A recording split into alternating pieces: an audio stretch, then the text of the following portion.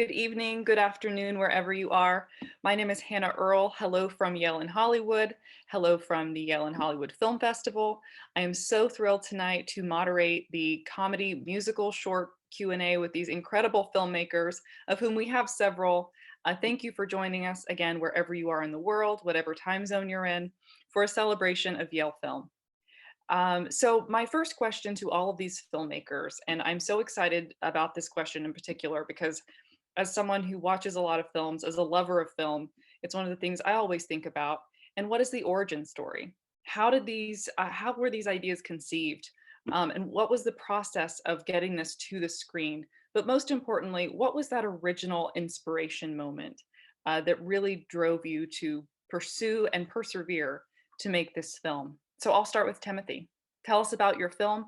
Tell us where you are in the world if you would like, and the root of your inspiration. Awesome. Thank you, Hannah. Appreciate it. And honored to be here with all these awesome filmmakers.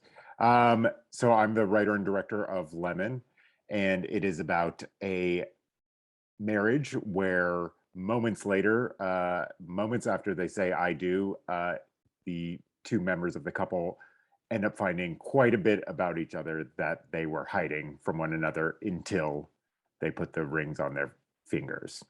And this was inspired by my best friend's story that he told me about his friend, which was perhaps a more extreme case in some ways. Although I took Lemon in a totally different direction where it's also extreme. But his friend got married allegedly, and they went to Thailand, and she didn't know her new husband too well, and they got to a resort. They started unpacking. She went for a walk on the beach, and she came back, and he was doing all these lines of cocaine off the dresser, and said, "Well, you're stuck with me now." So, and she had no idea. And then, like, before they even got back to the US, they were divorced. So goes the story. So then he came to the premiere of Lemon, this friend, who had told me this story about this whole story.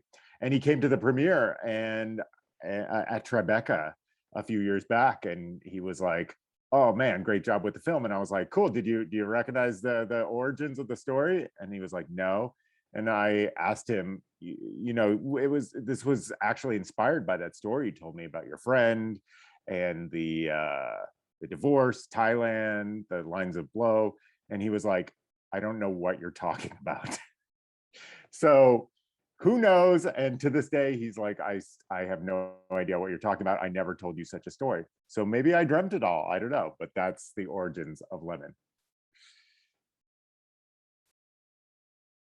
Wow, that is incredible. Jeff, please take I'm, it from there. I'm still caught up in the magic of everything that story was. Hi, Hannah. Hi, everybody. It's good to be amongst friends and filmmakers and wherever you are in the world. I'm in Los Angeles. My film's called The Forgotten Place. I'm the writer, producer, and the main dude, the star. It feels weird to say star for some reason. I'll just say the main dude. Yeah, so the origin of The Forgotten Place, well, it was originally a short play. So I started off as a playwright. And I was writing, I was in an acting class. I'm an actor too, and I was writing scenes for I was writing scenes for people in my acting class, but saying that I was finding them online. And so I was trying to write for specific actors because I was kind of secretly tired of some people playing the same roles over and over again. So I was just kind of like writing things for people. Eventually kind of got outed as a writer. And then once that happened, I started taking bigger risks. So there's a guy in my class, his name is Brian Flackis. He's my co-star in the film, a really great actor. And I really wanted to write something different for him. Previous to that, I was writing a lot of couples and friends arguing because that's basically acting class. So I had an idea of, so the film is about a man who's never had a best friend, and he decides to place an ad in a newspaper to find one. And he has had a day of interviews, and in comes this one special guy who may or may not meet all of his qualifications, and then they magically visit their friendship over the course of their lives. So so it was originally a scene that I just wrote for my acting class that became a play. Some people it was in my first show in LA, and some former Broadway producers were like, you should submit that to a playwriting festival. And so I literally Googled playwright festival, and the first one that came up was the Samuel French off Broadway short play festival. And I was like, cool, I'll submit to that. I knew Samuel French, but I didn't know the festival. So as a finalist, we flew to New York and performed it off Broadway and won. This was 3 years ago, and it got published. And when we were performing it, just a lot of people were like, you should do that as a short film. And it was basically just two guys sitting at a table talking. I was like, that does not make a compelling short film. But I eventually met the director of the film, Oscar, who had worked with Brian on some projects, and we kind of sat down and talked about what was possible. And so we came up with an idea of doing all these kind of flash forwardy bits to show their friendship progressing. And we started shooting the week before the pandemic hit, thinking that we had a few weeks to kind of shoot all of the stuff. And then the lockdown happened, and we were delayed by about 6 months. And we tried to figure out ways to shoot safely.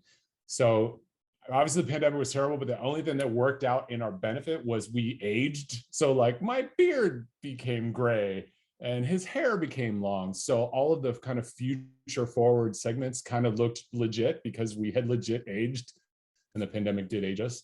And yeah, so that was, and then part of the inspiration is also, I moved to LA and I was in Asia for a long time, and I came here like, life is going to be great. And it's like, how do you make friends in your 30s when everybody is married and has babies or divorced or whatever? It's just hard. You know, when we were at college, we would talk about, what's your favorite band? Oh, me too. We're friends now. And it doesn't work the same as when you're in your 30s. So I thought a lot about how to meet people. And I thought, if you could just interview potential friends, kind of like you go out on dates, I was like, it'd be so much easier. So that was the inspiration, and people seem to enjoy it, so I'm happy. Well, thank you so much for that insight and for those personal anecdotes as well. Um, Thank you. Alex, please share with us. Hi, everyone. I'm Alex. Thank you for having me on here. I'm in Santa Barbara, California, where we filmed Saint of Lost Causes. Currently, I'm in a storage closet in my work, but Saint of Lost Causes was a gift from my uncle. I graduated college, and it was kind of a graduation gift that he handed me a script, and it was a culmination of a lot of different stories from my family growing up, and then his family growing up. He grew up on an island, and you know, I might just phone him in on this because he has a lot more to say as the writer and also Yale alumni. So, Uncle Jay. All right. Thank you, Alex. Uncle Jay, that's so sweet. Just a quick note, Jeff, I really, really appreciated your film. I was amazed at the depth and the breadth of like emotion you were able to get in such a short time frame. And thanks for explaining the facial hair and the gray hair, because that totally worked. It was amazing. And I was like, oh, they somehow managed. That was really good makeup, but it turns out it wasn't. And Timothy, I was life in the pandemic, yeah. And Timothy, I was at Yale when Jen Westfeld was there, so kudos to you for snagging her. She was already a star back then.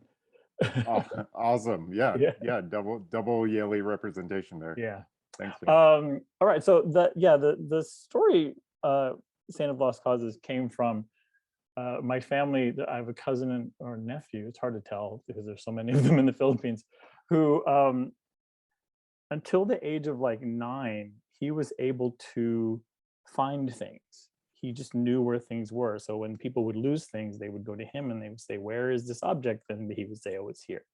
And then people would go find them.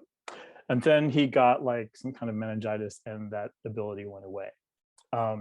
So the story is sort of, the character is based on that. And like I said, I gave this to Alex as a project to do after he graduated from UC Santa Cruz in film and digital media. And so I wanted to write it and set it in Santa Barbara, so it was easy to to shoot.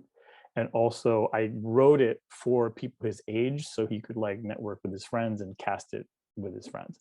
So it was really definitely a site specific piece that I wrote for him. What a treasured gift. My goodness. And now you've turned it into this great film. Thank you. Well, Alex did. Alex turned it into a great film. I just gave him the script. Well, it's teamwork. It's all about teamwork. Indeed. And my sister co-produced it, and our other nephew, Jasper Reeder, did the music. So it was a family affair. I should say family work then. Absolutely. Yes, exactly. Ravi, please share with us about your film.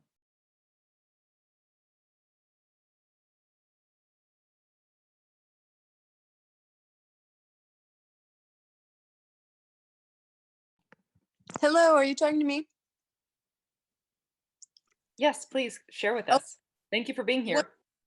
Hello, thank you for having me, and thank you for watching. And it's just a pleasure to hear about the other people's films. My phone is going in and out, so if we have any trouble, just know that I'm very happy to be included. My film's origins are that we were living through the pandemic, and I was imagining if our dog had magical powers. I have a son who's a elementary school student, and his music teacher is a wonderful artist who he and I wrote the song together, and then he recorded it. And then I have a friend whose daughter is a student at the School of the Art Institute of Chicago here in the Midwest. Woohoo! So I had her, I wrote a script, I sort of storyboarded it with little sketches, and then she put together the animation for it. That's fantastic. Wonderful.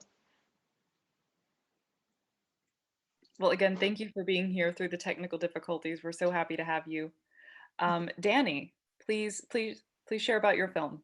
Yeah, thanks so much for having me, Hannah, and everyone. It's so great to be here with all you guys. Ours was totally born out of the pandemic.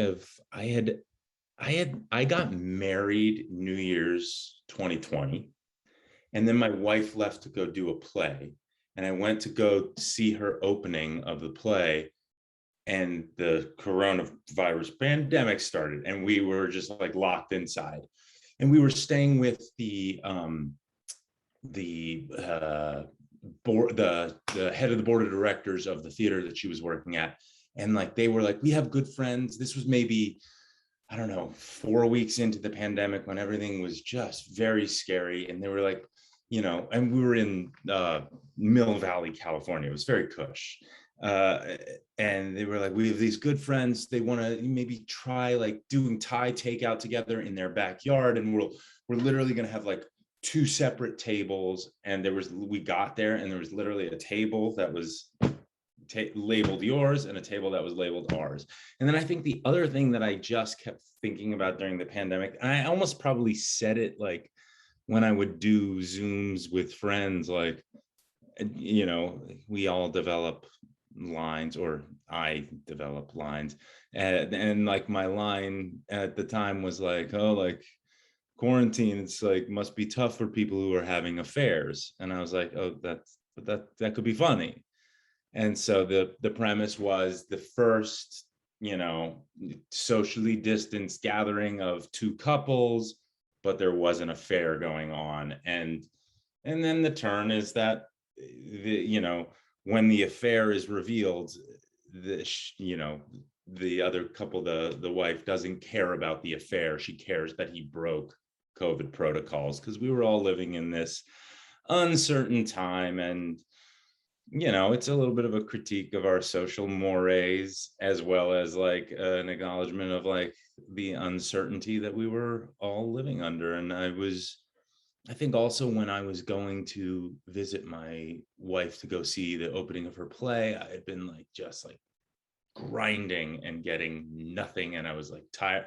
I remember thinking like I need a little break. and I went out to go visit her, and I was like, I didn't mean this much of a break. And then I just was, fuck it, I'm gonna make the thing. And so made the thing. And there you go. And now we can watch it. That's fantastic. So we've got about 5 minutes left in this panel, and I know we could probably be here for hours, but just really quickly, since we are all together and I have you, my next question is, if audiences could take one thing from your film, what would you like that to be as a filmmaker? Just very quickly, an idea that you want to leave, something that you've reflected on past making it. We can go roughly in the same order. Timothy, if you could please start. Sure, that's a great question. Well, I mean, the first thing I want people to take away is just like that it takes 12 minutes of your day and hopefully like cheers you up. But a lot of people really see themselves in this story, actually. Every time I do a panel at a film festival, people do come up to me and say, this I am this story, or this happened to me. And I think it just shows that you don't really always know people. You only know what they present of themselves, and we are all guilty of that, right? So, but the thing I want people to take away is just that you don't really know anyone. We can hardly start to know ourselves. So we're all just trying our best, and we're all just trying to put our best foot forward. And if that causes some lies of omission, well, so be it. We all need some grace all the time. Exactly. You got it. Jeff, what about you with The Forgotten Place? The pressure. First and foremost, please hire me. If I've learned anything from the pandemic, it is unemployment. It is a terrible, terrible feeling. But no, all jokes aside, this is just a piece about friendship. And friendship has always kind of eluded me. I've moved around a lot, and I feel like I'm always having to start over. It's also about a queer, it's a gay man and a straight guy. It's about their friendship. I think that there's some interesting stuff in that. It deals a little bit with like toxic masculinity and how, these two men can just love and be in each other's lives throughout their entire lives, as long as they learn to trust and let their guards down. So, oh God, I feel like I have to solve like the world's problems in one question, but more than anything, just watch it. And if you have any takeaways, feel free to write me and let me know that you saw it, because hey, I've been locked in a little box for about 20 months now. So I'm just glad to be here. And yay to all of my like Yale friends who have been super supportive along the way. It's a huge part of who I am as a filmmaker. And I've had a lot of Yaleys along the way who told me that I was a writer when I didn't know I was a writer, and I was a producer when I didn't know I was a producer. So shout out to all those peeps. Wonderful. Thank you. That's so great. What about Jay and Alex?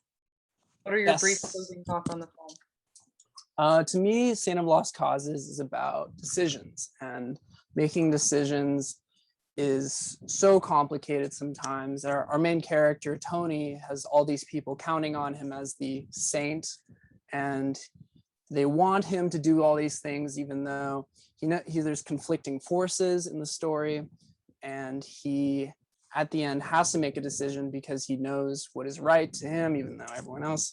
So it's complex for him, and that reflects to me about making decisions in life. And then in the very, very end, there's a moment where I want everyone to think that it's really not that big a deal. It's all kind of a joke in the end.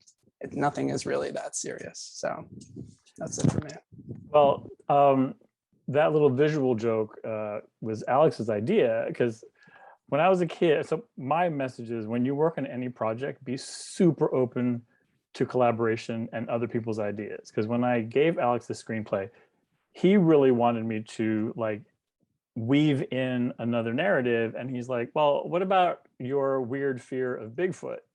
And because he knows this, I when I lived in Oklahoma for a year, I developed this like profound fear of Bigfoot, which I still kind of have. And so Alex was like, I think you should weave it in there. I'm like, I don't know if that's gonna work, but I did, and he made it visually like really really great and like wove it in, and the last moment in the movie really sort of seals the deal. So again, the message is, when you collaborate, listen to other people's ideas and be open to changing what your original vision was. Great example and wise words. Ravi, please tell us what you want to leave the audience with. Well, I just want to say what a pleasure it is to hear the other panelists and to see you and to be part of this. You know, it's been a very difficult time for many, many of us. And so to see all this creativity and all the positive energy of this is very sustaining. So thank you for including me. My piece is really about the power of imagination. And I wrote it and produced it and made it with children in mind and their caregivers. I was really thinking about how we all need a sense of the magical in our mundane lives.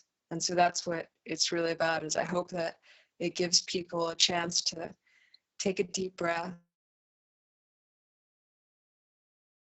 Thank you so much. And our final thoughts, please, Danny. Well, to take it home, I'm gonna piggyback actually, because I feel like both Tim and Alex kind of spoke to what yours are. As I want you to take away is like, when you see someone that you're going to judge, make sure you take like a couple of steps back and recognize that you are in that fucking picture too, because you are part of that same story. And that's it, is we can all be a little ridiculous, and we can all be a little righteous, and it's probably not useful. And there we go. What a note to end on. Thank you all so much for being here. Thank you again from Yale and Hollywood, from the Yale and Hollywood Film Festival. I cannot wait to revisit these films with this conversation in mind. And thank you again for your time, for your talent, and we hope to see you next year. Thanks so much, Hannah. Thanks you. everybody for watching. Thanks, everyone. Bye. Bye. Bye, guys. Thanks, Yale and Hollywood. Accept a Lincoln request.